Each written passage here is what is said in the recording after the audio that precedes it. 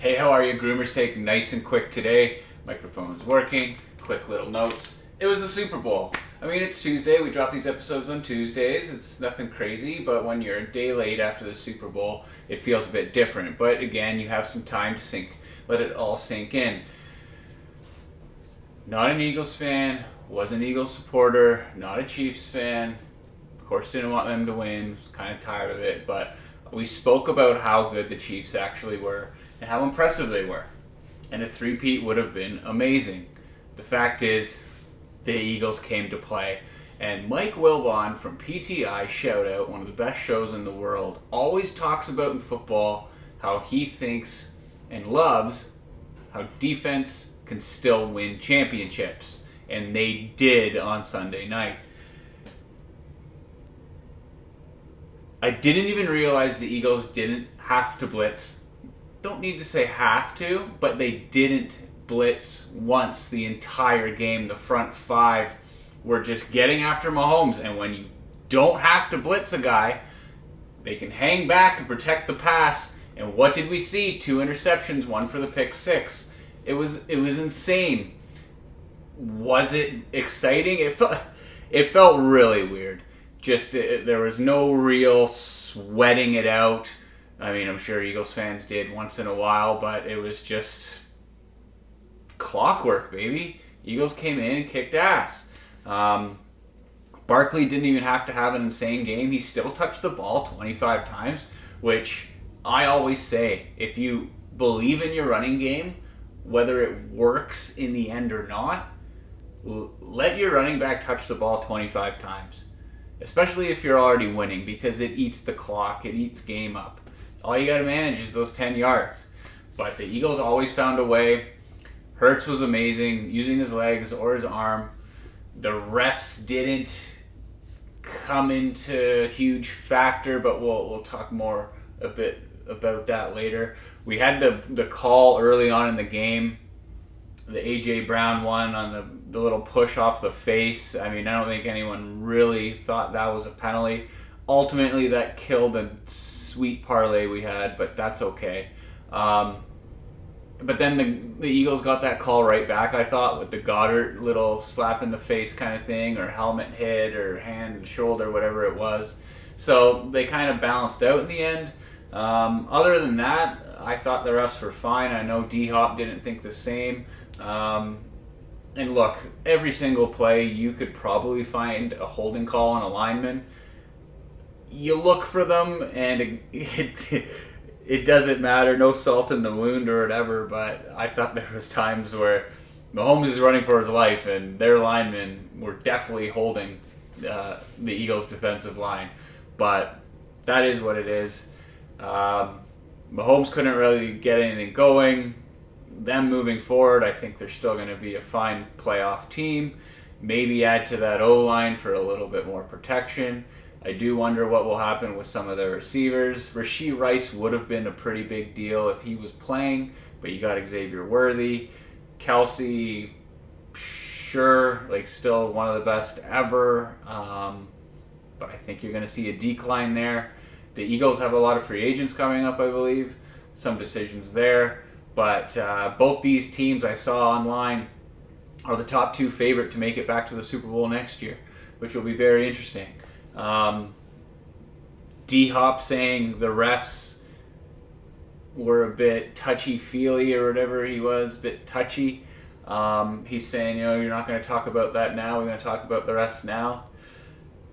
Really tough situation for him to say something like that when he had nothing but an acre surrounding him, when he had that ball, and it could have been a huge game changer, except he tripped on his own feet or whatever it was. Tough situation when the whole world already knew that Kansas City had gotten a lot of calls for the last long period of time to come out and say that. But whatever, it is what it is. They said it was the Super Bowl that was the most watched. I mean, it's the Super Bowl. Who cares? It's just always going to be watched. The halftime show,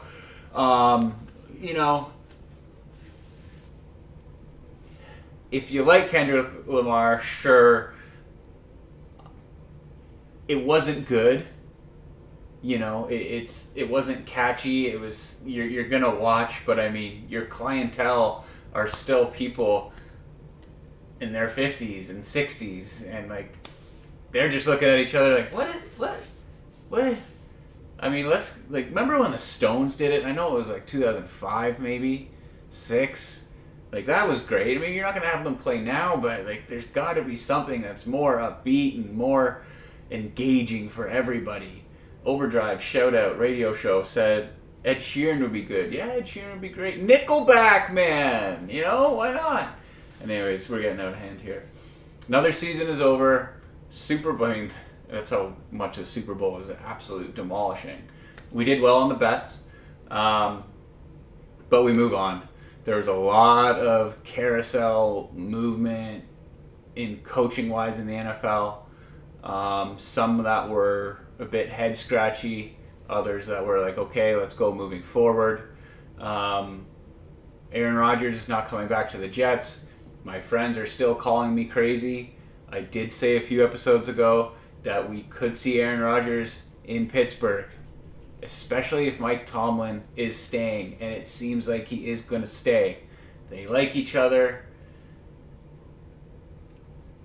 As a Steeler fan, it's difficult.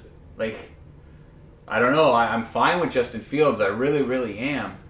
But is Aaron Rodgers that bad of a seed that you just can't even have him around? At this point, what do you have to lose? I still have that mentality as a fan. Really, what do you have to lose? Are you going to be better than Cincinnati and Baltimore with Justin Fields? Like, that's still a really big question mark to me. Do you want to move forward with George Pickens? I don't really think so. But the offseason is always wild in the NFL. Let's look forward to it. It's going to be fun. I wanted to hit on 2 more things, and I always forget, even though I wrote some stuff down. The Raptors signing Ingram. So the thing is here is, like, I don't know basketball as much as I used to. I don't follow it nearly as much as I used to. I never really care about the money factor in sports where, like, the money just gets thrown around like crazy. You do look at it a bit more in the NHL because of the cap situations. But the thing is, I trust these GMs in these other sports to always get the money figured out. They're always going to find a way, right? So Ingram coming in for the 3 years at 120 mil, like it's like, wow, what the hell? But maybe that's not a lot. I don't know. But the thing is with Ingram is I think he's still going to be a very good player. He's a big that you can have up front, and they're still building around a lot of these younger players. I thought the Raptors would want to be really, really bad for a couple years, but it seems like they're already maybe trending upwards. I don't know. But I do like it. I do like the move. I like the addition. And the signing will be just whatever the signing of what it is. The Four Nations Cup is getting underway, I believe, tomorrow. I don't have means of being able to watch it. Maybe I'll go break into my dad's house or something and watch the game tomorrow. The only thing I'll take away from seeing all these lineups is that the States and Canada stand out the most.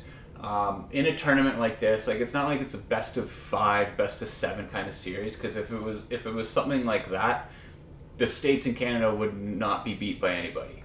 But the fact that this is a tournament kind of style, it comes down to one game. Finland could beat anybody, Sweden could beat anybody. So that's what I really love about this. It's more of a sprint rather than a marathon. But looking at Crosby in a Canada jersey again just makes me feel all cozy warm inside. McDavid, same deal, on the same ice. McKinnon, it's just so good to see, and it makes me so fired up for the Olympics next year. I know they jumbled some lines. The lines could change at any moment. It's just going to be exciting to watch. I mean, Cale Makar on the blue line, Reinhardt, all of this. It's still weird seeing Binnington as the starting goalie. Like, you never would have thought that. Aiden Hill, I thought Logan Thompson should have been there. But holy smokes, it starts tomorrow. It's going to be so fun to watch. I'll have to find a way to watch it. Anyways, little low on the content, but the Super Bowl wasn't as exciting as we thought because it was just crushing. Congrats to all the Eagles fans. Shout out to Zach. Huge win for you and every other fan. Okay, Groovers Take. Talk to you later. See ya. Bye.